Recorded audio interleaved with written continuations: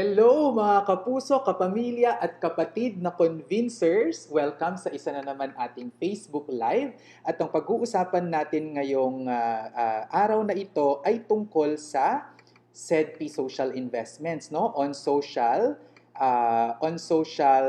enterprises. Kung paano ba ito natin ginagawa. So as you might remember, ang SEDPI po ay nagpo-promote ng social investments. At ang gusto po natin dito ay we are building a movement of Filipinos supporting social investments. Ito po ay ang mga investments with a heart. Okay? So kapag tayo ay nag-i-invest, hindi lang natin tinitignan kung ano ang ating kikitain, pero tinitignan din natin kung ito ay nakakatulong ba sa ating kapwa or nakakatulong sa environment. Okay. So we also want to become an agent of change to improve the lives of the marginalized sectors. Tapos create an environment where social investing becomes a standard of doing business. Para po hindi lang pera-pera parate ang ating iniisip. Okay?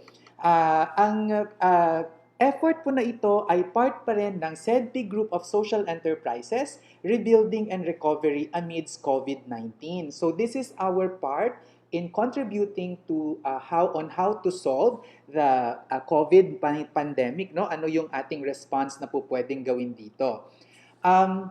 Ang principles po na sinusundan natin para sa ating socially responsible investments ay ang mga sumusunod.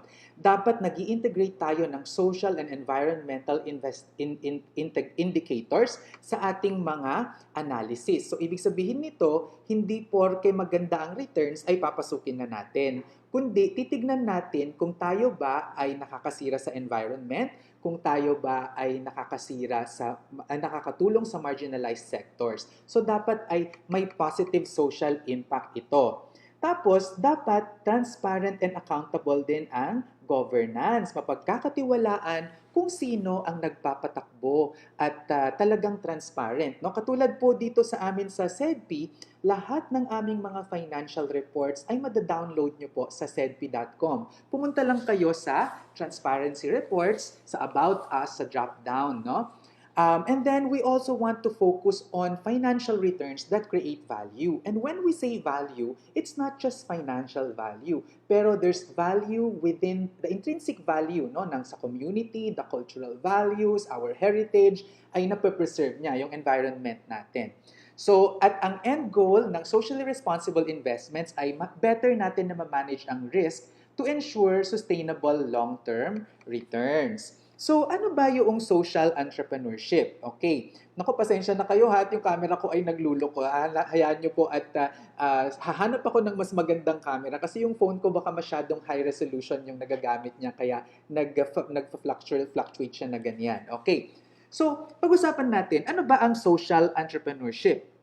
Ang social entrepreneurship are organizations that take different legal forms which are organized in an entrepreneurial spirit and which pursue social, environmental, and economic goals. Ito ay definition ng Organization for Economic Cooperation and Development. Okay, so anong ibig sabihin yan? Ito ay mga businesses na naitayo hindi lamang para kumita, pero tumutulong pa sa mga marginalized sectors tulad ng mga mahihirap, tulad ng LGBT, tulad ng mga persons with disabilities, farmers, fisher folks. Tapos at the same time ay nakakapag-preserve din ng environment at mayroong positive financial returns. Okay, so yan yung social entrepreneurship. Ang focus ng social entrepreneurship ay ang pag-solve sa social problem. So, kung ang traditional business, ang tinitignan kasi ng traditional business ay profitability lang, to satisfy the market and become profitable.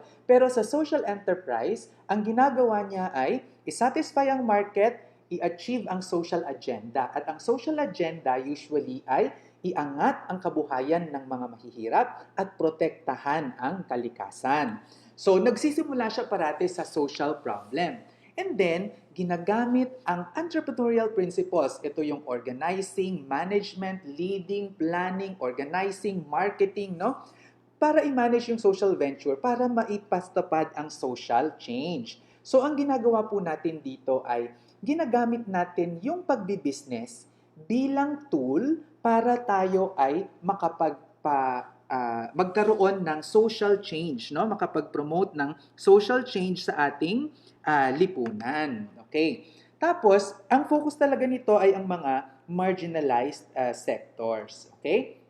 So, yan po yung ating social entrepreneurship. Pwede rin pong ang ating objective dito ay for social, cultural, and environmental goals. So, yan po ang social entrepreneurship. Okay? So, ano yung, pag-summarize natin yung social entrepreneurship, no? Ito po ay may triple bottom line. So, people, planet, and profit. So, 3 P's po, no? So, 3 P's yung makikita natin dito. At ito ay ang people, planet, and profit that aims to improve the quality of life of every human being. At ito ay sustainable. Ibig sabihin ay hindi lang yung generation natin yung makikinabang, pero makikinabang din ang mga future generations. Ang anak, kaapu-apuhan ng anak natin ay makikinabang pa rin. Okay. So, ito po ang SEDPI Social Investments. At kami po ang sa SEDPI, sa Social Enterprise Development Partnerships Incorporated, kami po ay isang group of social enterprises. At hindi naman po sa pagmamayabang, no? Pero kami po ay nabigyan na ng iba't ibang mga parangal, kasama ko ang partner ko, dahil kami po ay social entrepreneurs. So ito po ay nung nagsimula na kaming nabigyan ng recognition noong 2012 na nabigyan kami ng finalist na bilang kasama sa mga finalists sa Entrepreneur of the Year ng Ernst & Young. Tapos noong 2015 naman ay special recognition mula sa PricewaterhouseCoopers. Sa National Confederation of Cooperatives naman ay Daffodil Award, Service Award mula sa Ateneo de Manila University last year, at nagkaroon po tayo ng special citation mula sa Pag-IBIG ngayong 2020. In fact, nitong early March nga lang po yata natin natanggap itong sa Pag-IBIG. Okay, so pinakita ko lang yung ating track record in terms of social entrepreneurship, no? Kasi sa totoo lang, ang hirap magsabi ng ganyan kasi parang binubuhat mo yung sarili mo. Pero sabi nga nung iba, kailangan mong sabihin para malaman ng iba, wala naman akong perang pambayad para iba ang magsabi, di ba?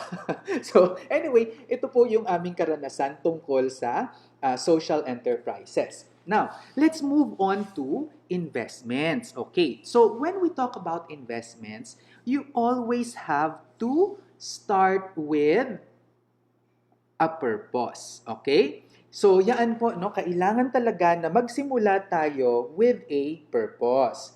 Huwag tayong mag-i-invest lang for the sake of wala ka kasing mapaglagyan ng pera mo or gusto mo lang ng maraming pera.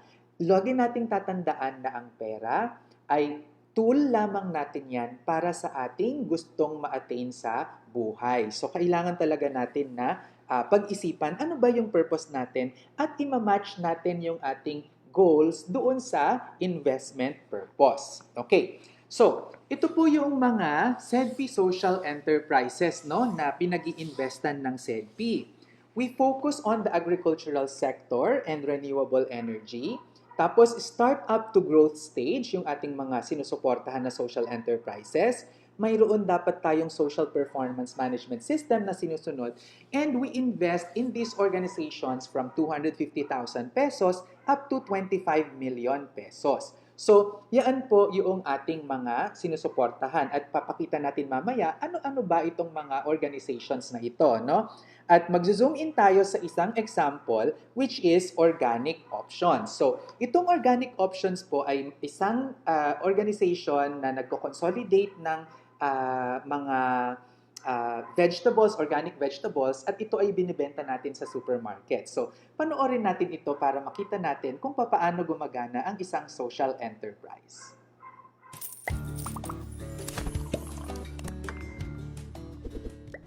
Hi, Luisa! Hello, Sir Vince! Welcome to Organic Options! Thank you! Suking-suki ako dito. Ayan. So, Luisa, can you tell us about the products of Organic Options? Okay, Organic Options, our products are organic vegetables and also yung in-season na fruits. Yan. So, yan yung binibenta natin? Yes, that's what we sell to various supermarkets. Actually, ngayon, nasa 70 stores na tayo. Okay. itong Metro Manila and South Luzon and in Pampanga also. Okay. Can you tell us these supermarket outlets? Saan sila? SM Hypermarket, Shopwise Stores, Walter Mart, Robinsons, All Day, Landers. Sila yung biggest supermarkets ngayon. Right. So, what makes the organic options, organic vegetables different from other organic vegetables? Well, number one, we are really organic. We are 100% organic. Sa ngayon, we are already in partnership with about 200 to 300 farmers in Luzon. Okay. So with these 200 to 300 farmers, ano naman yung nabe-benefit nila from organic options? Number one is we buy their produce at a higher price versus yung trade price. Right. And of course, dahil dito, yun nga yung tagline namin, di ba? Improving lives. We were able to help them improve their lives. Okay. Sa ngayon, yung kanilang earnings per month, on average, is about 12,000 to 18,000 per month. Wow! Mas mataas ito kaysa sa minimum wage. Yes. Not doble, I think, in those areas where you operate. Yes, and ang patunay nga dyan, meron kaming partner farmer na nakakabili na rin ng sasakyan nila. So, what brands do you carry? Dahil narinig ko na nakakatulong pala kayo sa mga farmers, mas mataas ninyo binibili sa kanila. Siyempre, ganado ako na bumili. Yes. So, ano yung mga brands na hahanapin ko sa supermarket to make sure na sa organic options ako nakakabili? Okay, so usually it's Melendres Farm. That's our brand mostly. But in Robinsons, it's Healthy You. And in Mercado and Gaisano, it's Veggie King. Last, how much was your sales volume? Okay, our sales is about 53 million. Wow! Yes, but you know, we started, alam mo naman yan, Sir Vince, we started at 9 million in 2014. So that's about 6 times. And we would really like to thank you and SEDPI for helping us. Kasi nung time na walang nagtitiwala pa sa amin, kasi nagsa-start pa lang kami, nag-stagnate na yung growth namin, kayo yung unang-unang nagtiwala sa amin. Wow! Nakakataba naman ng puso, di ba? Totoo naman yun. Pero so Luisa, so we entered into a financing agreement. No? So saan napunta yung finance na in-extend namin sa It went to working capital and some of it, kung makikita nyo dito, ito yung luma naming building. Right. So, ngayon, yung bago ninyong pinapautang sa amin, ito na yung perspective, Sir Vince. Okay, so pakita natin. That's the perspective ng bagong building. And, so, cover natin yan. Baka maging ganito na yung itsura niya. Okay. And then, ito na yung pinaka-layout niya. Okay. And we start construction this November ang aming bagong warehouse para hindi na hiwa-hiwala. Napaka-inefficient. Meron dito, meron doon, meron doon. Ipupush cart. So, sayang din sa oras. So, mas marami kaming mapapak na gulay. Mas magiging maganda rin yung gulay natin. Magtatagal kapag meron na tayong proper na facility. Yes. So, malilesen yung wastage at pag lesser yung wastage, mas marami tayong mabibenta. Mabibenta, Okay. oo. So, ano yung mga plans nyo in the future? So aside from the building, ano pa yung anong gagawin natin? Okay. So, yung iba pa nating plans, of course, aside sa building, actually, natulungan nyo rin kami na mag-purchase ng mga vehicles. Right. And hindi pa yun kompleto, Sir Vince.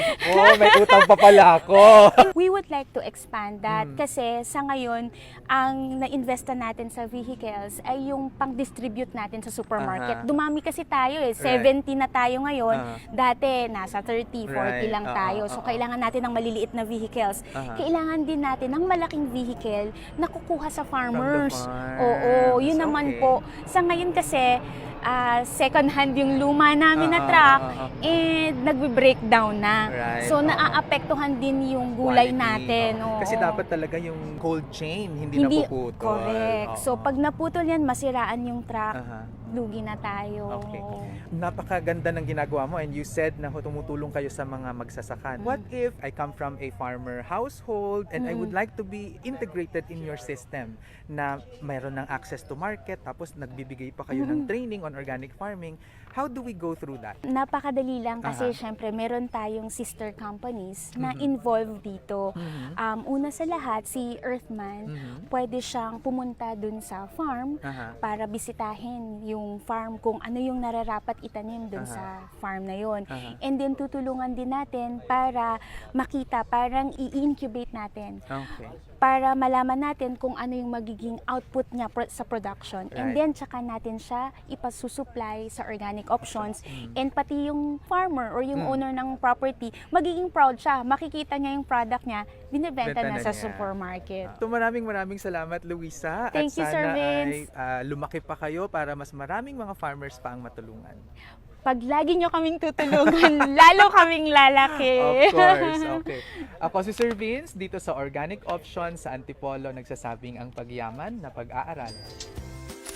Ito yung mga farms natin, drip irrigation yung ginagawa, hindi siya katulad ng open farming na nakikita natin karaniwan. High-tech tayo at may panels lang at makakapagdilig na, hindi tayo yung pupunta doon para magdilig. Pero meron ka lang iikot, no? Meron ka lang pipindutin at ikaw ay makakapagdilig na. Okay. Tapos, ito po ay binibenta natin sa mga supermarkets, no? At ang ginagawa natin ay tayo ay nag-a-accredit ng mga farmers. Tapos, yung mga farmers po ay tinuturuan natin kung paano sila mag-organic farming and then binibenta natin sa SM, sa Shopwise, sa Robinsons, at saka sa iba't iba pang mga supermarkets. At dahil alam na natin ang price doon, dahil contract price ang nakukuha natin from this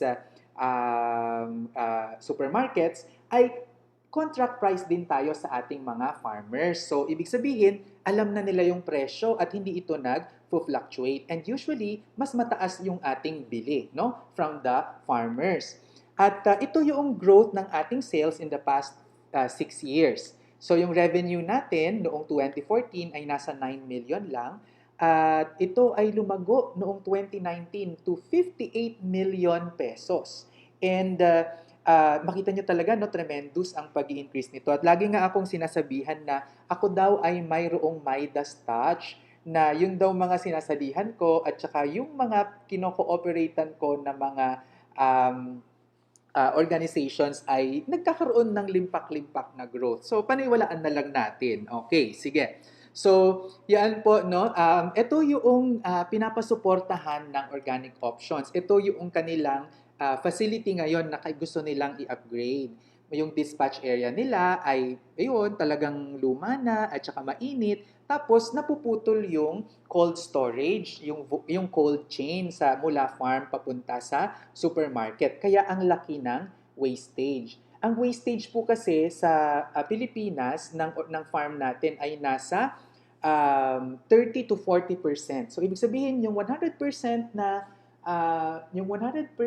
na inani ng ating mga farmers, 30 to 40% dyan ay nawawala dahil sa kulang ang cold storage natin. At yan yung isa sa mga sinuportahan natin sa kanila, no? So if you're interested to assist OOI, mag-type lang po kayo ng OOI sa Vince Rapisura Facebook Messenger at kayo po ay makakatanggap ng impormasyon kung paano suportahan ang organic options. Okay, so paano niya pwedeng masuportahan yung organic options? So papaliwanag natin yan through SEDPI Social Investments, no?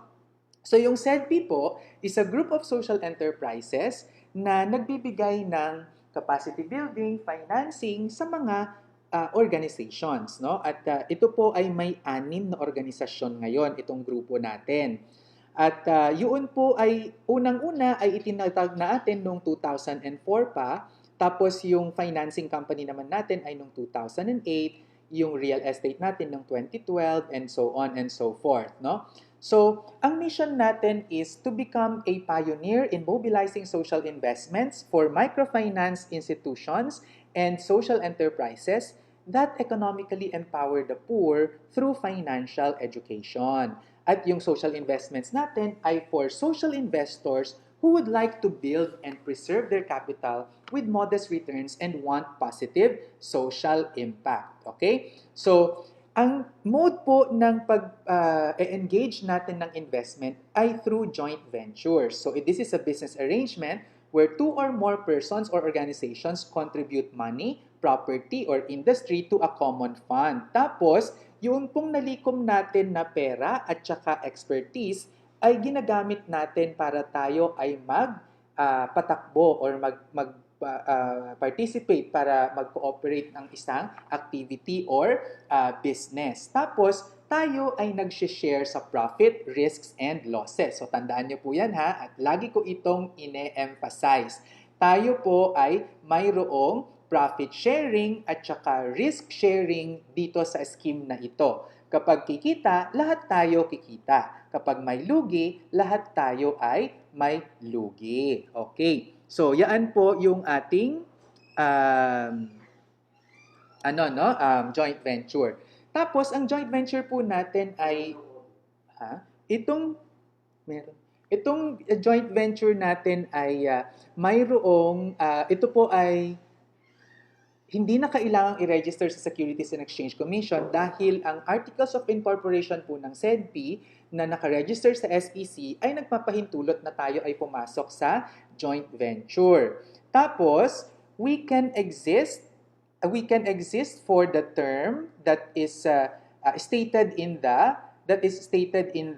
joint venture. So matatapos lang po siya kapag ang joint venture natin ay nasabi na natin na tapos na or na-accomplish na natin ang ating goals sa joint venture. At wala pong limit in the number of co-venturers except for foreign equity restrictions. At maski po ang gobyerno ay pwede rin pong maging part ng joint venture. Okay? So sana po yan ay maliwanag sa inyo na ang pinapasok natin ay joint venture. So how does it work? So yung SEDPI natin, yung unang SEDPI, which is a training, research, and consulting firm, ay nagbibigay po ng training sa mga micro and small enterprises at mga farmers and fisher folks sa financial education.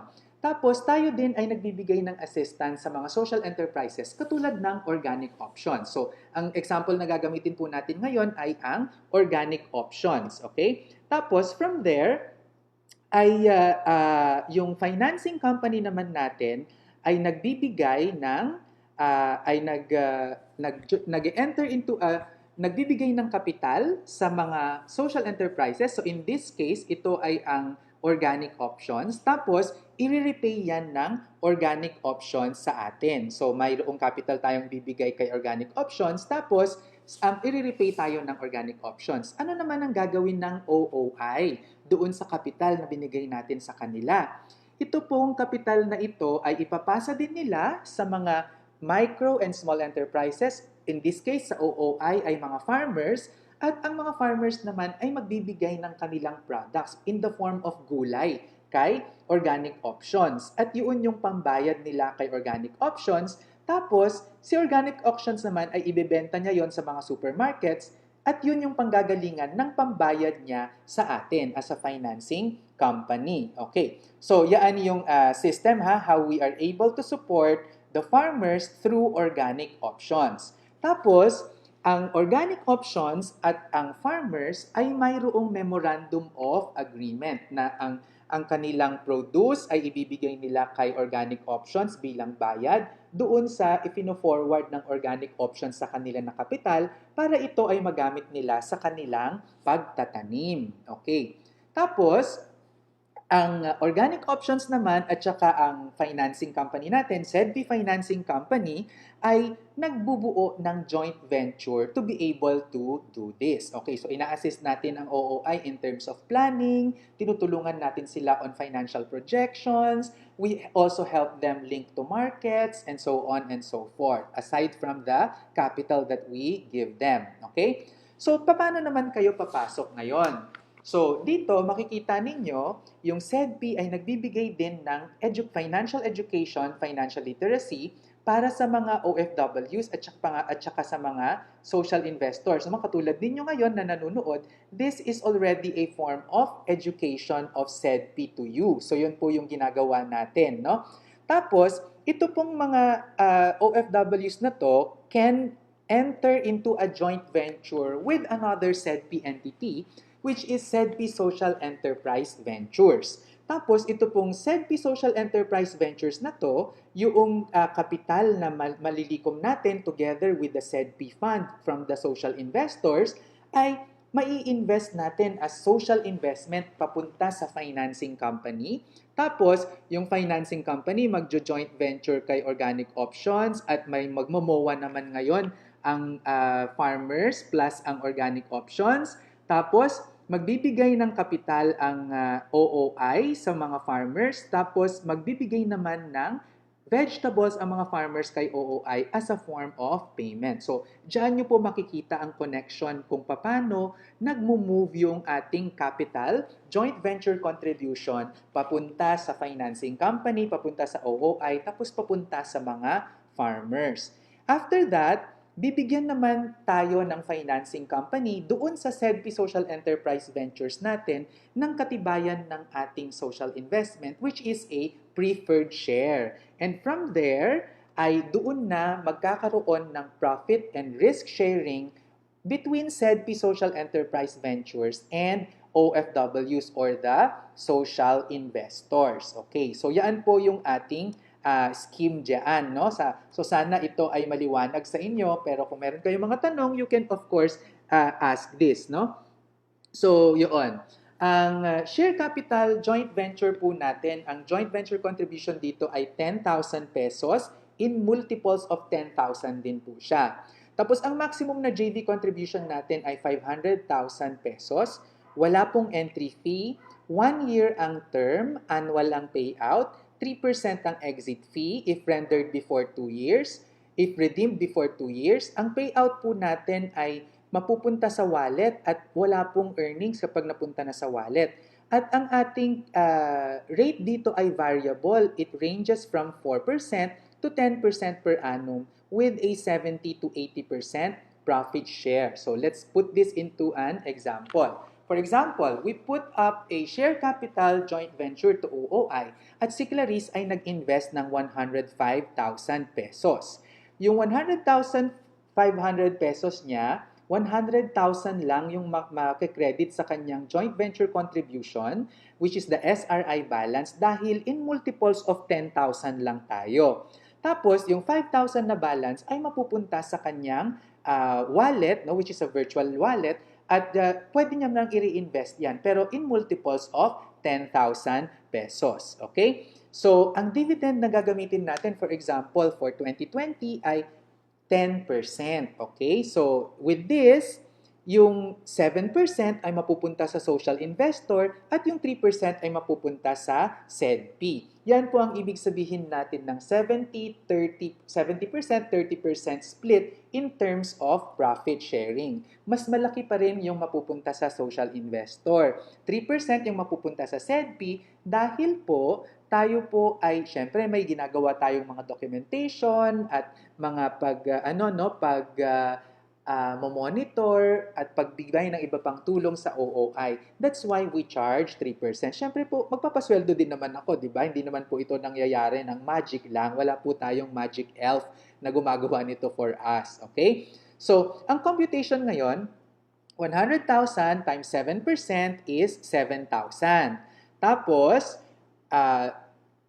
dahil quarterly ang payout natin, dahil annual ang payout natin, so titignan natin ngayon ilang days yung nakalipas from May 2, 2020. So imagine natin na ang investment ay pumasok ng May 2, 2020. So December 31, 2020 minus May 2, 2020, that is 243 days. So ibig sabihin ay 243 days out of the 365 days lang yung mabibigyan ng dividend na attribution dahil prorated po tayo. So, yung 7,000, i-divide natin ng 365 days, that will give us 19.1781 pesos. At imumultiply natin ito by 243 days. So, ang total na dividend share na makukuha ng investor ay 4,660.27. So, itong amount na to ngayon ay mapupunta sa kanyang dividend payout na 4,660.27. Kaya ang total na niya sa kanyang wallet balance ay 9,660.27. So, pwede na po yan na gamitin ng investor o na i-reinvest para siya ay makapag-invest ulit sa ibang mga organizations. Pero kulang siya ng approximately about 340 pesos, no? Mga nasa 339 pesos yung kulang niya para mabuo yung 10,000 at ma-reinvest niya ito. Okay? At ito po yung mga share capital joint venture options natin na makukuha. Ang returns po nito ay variable and it ranges from 3 to 15% per annum depending on the performance of the organization or the cooperative. So si organic options, inaayos na po natin na magkaroon ng share capital dyan. Pero for now, mga cooperatives yung nakikita natin ngayon. At yun nga, historically, ay 3% to 15% yung nakukuha natin na dividend dyan. So, for example, si Tagum Co-op po, ang nakuha natin ay 12.78% last year. I think yan po yung nakuha natin. So, i-split pa yon ng 70-30. So, 3% to 15% per annum. So, anong ibig sabihin nito? Hindi po natin alam kung magkano ang kikitain natin sa sa ating mga joint venture share capital dahil ang share capital dividend ay malalaman lang natin kung magkano ang kikit dividend kapag tayo ay nakapag-declare na ng dividend mula sa mga cooperatives natin. Kaya yun po yung ating kailangan na tignan dyan. Okay? So, meron din pong isang choice which is the working capital joint venture. Ito namang working capital joint venture ay 10,000 din yung ating minimum na JV contribution. At sa JV contribution po na yan ay ang maximum natin naman na pwedeng ilagay ay nasa 10,000 at 500,000 pesos per organization. Tapos po, ay ganun din siya, no? Walang entry fee. 1 year ang term nito, pero quarterly naman ang payout. Doon po kasi sa working capital loan doon sa share capital natin kanina, ang ating pong payout doon ay annual. Okay? So, dito quarterly. So, ibig sabihin, every quarter, mayroon tayong matatanggap na papasok na payout comprising of our contribution and our dividend or service charge payout. Okay? Tapos, yun pong ating dyan, no? Yung pong ating exit fee ay 3% kapag niredeem natin before 2 years. Tapos yung payouts ay sa wallet, no? At yung fixed rate natin ay 7% per annum. Pero dito po kay OOI, ang kanyang payout dito ay ang kanyang rate ay fixed rate ay 10% per annum. Okay? So, for example, gagawin natin na working capital joint venture. Gusto ninyong mag-invest kay organic options. So, si Patricia nag-invest ng 105,000 pesos. Okay? So, yung 100,000 pesos ni Patricia, katulad ng gagawin natin dahil multiples nga ng 10,000, yung 100,000 mapupunta sa SRI balance, tapos yung 5,000 ay sa wallet balance. So, yung ating service charge dito sa working capital for OOI ay 10% per annum for now, no? And because of that, yung ating makukuha ay buo na 10%, okay? 100,000 pesos times 10% is 10,000 pesos.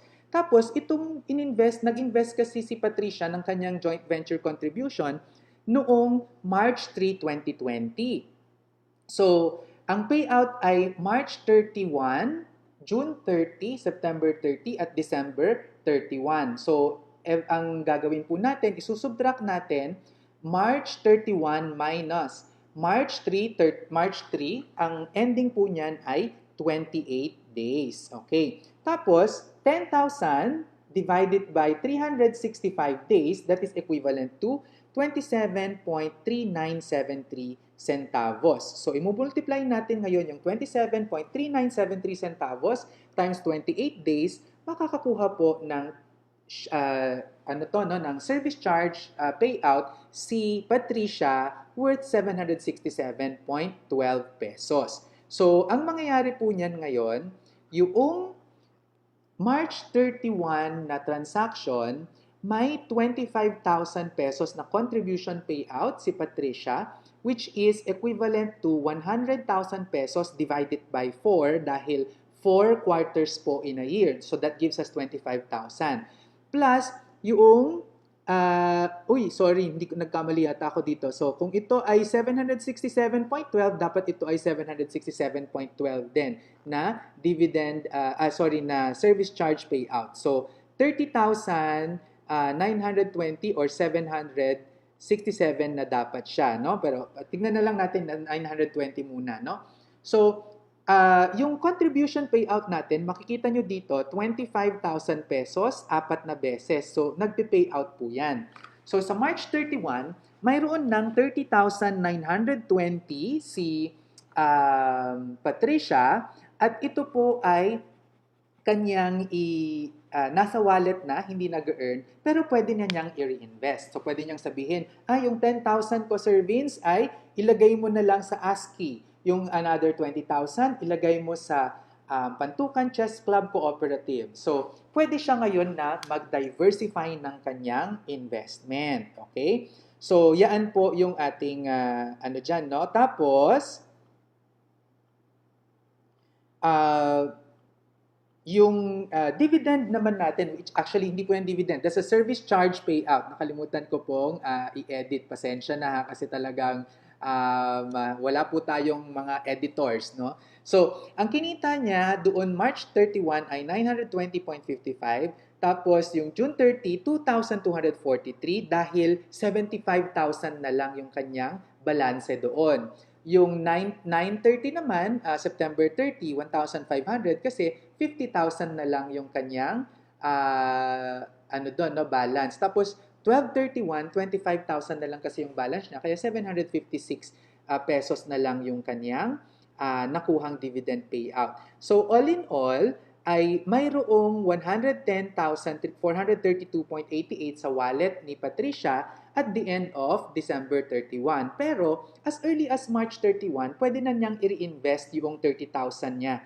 So pwede na niyang ilagay yun sa iba at pwede na itong kumita, no? So kailangan talaga na ito ay binabantayan natin kung magkano yung nasa wallet natin, and we make it a point na every quarter kapag na-post na ang ating payouts ay nagbibigay tayo ng emails or messages sa ating mga social investors para sila or co-joint venturers para malaman nila kung mayroon silang i-reinvest, no? So, yan po yung ating scheme para sa organic options. Okay? So, para sa working capital joint venture, makikita nyo dito, no, meron tayong iba-ibang mga options. So, may ASCII, may Nueva Segovia Consortium of Cooperatives, Pantukan, USPD, PALFC, Organic Options, Solar Solutions, Roots Collective, at saka Costales Farms. So, yan po yung mga options natin na pwede nating salihan. Okay? So, ang schedule po of quarterly payments natin ay, sabi ko kanina, March 31, June 30, September 30, and then December 31. Ang posting date naman kapag March 31 ay April 15. So, it's 15 days after. Okay? And usually by that date ay magsisend out na kami ng email blast informing our investors na may payout na naganap. Okay? Tapos, ang annual payouts naman ay December 31 ang cut-off date, pero ang posting date natin ay April 30 because it takes some time before the audited financial statements of organizations will come out at doon pa lang natin malalaman kung magkano ang payout natin, no, in terms of our dividend. Okay? So, if you're interested to join this is, you can type SRI options and send it to Vince Rapisura Facebook Messenger. Okay? So, yan po ang ating session for tonight, no? Medyo na-excite nga talaga tayo. Actually, ito talaga dapat ang naka-schedule na i-discuss ko sa inyo. Pero pinaghandaan ko yung ating PhilHealth na discussion kanina. Kaya po tayo ay gagawa po ulit ng ating ng ating Facebook Live. Okay. So, yun. May mga tanong lang dito. Ang sabi ni Christopher Iforung, Sir Vince, tax-free po ba ang investment? Kapag galing po sa cooperatives yung ating investment at ito ay share capital, ito po ay tax-free. Pero kapag po working capital, depende po sa inyong tax bracket. Kasi ibibigay namin ng buo sa inyo ang inyong income, kayo po ang magdi-declare niyan sa BIR. Okay? Sabi ni Jonathan Enojosa, good evening po. So good evening din sa'yo. Sa Maxine Manuel, registered po ba to sa SEC? Ang SEDPI po ay registered sa SEC, pero gaya ng sinabi ko kanina, kapag joint venture po yung ating pinapasok, hindi na kailangan, meron pong facility, meron pong way na contractual joint venture yung gagamitin natin. Panoorin mo ulit ha, Maxine, yung first part nito kasi doon ko ipinaliwanag. At dito po sa SEC natin ay registration natin, nakalagay doon sa Articles of Incorporation and Bylaws natin na allowed mag-enter into joint venture ang SEDPI. Okay? So Oliver, how to invest? Ayan na, no? You can type SRI options to take a look at the options. Okay? Ayan. So si Henrikster Andes Pamuleras, naniniwala daw siya sa aking Midas Stash. Oy, social invest. Oy, LSE ka siguro, no? Isa ka sa mga na-train ko dati. Okay. So, yan. Okay, maraming salamat sa mga nagsabing no audio kanina. Kaya ngayon ay may audio na po ulit. Pa-shout out daw si Fe to Vera Magadia. So, hello sa'yo. Nagluluto siya sa Hong Kong. Tapos, okay. Sino pa? Pa-shout out daw kay Kabansung Iring. Okay. Nasa Banana Island daw siya sa Doha, Qatar. So, ako po si Sir Vince. Magandang gabi po sa inyo. Maraming salamat. Ang pagyaman na pag-aaralan.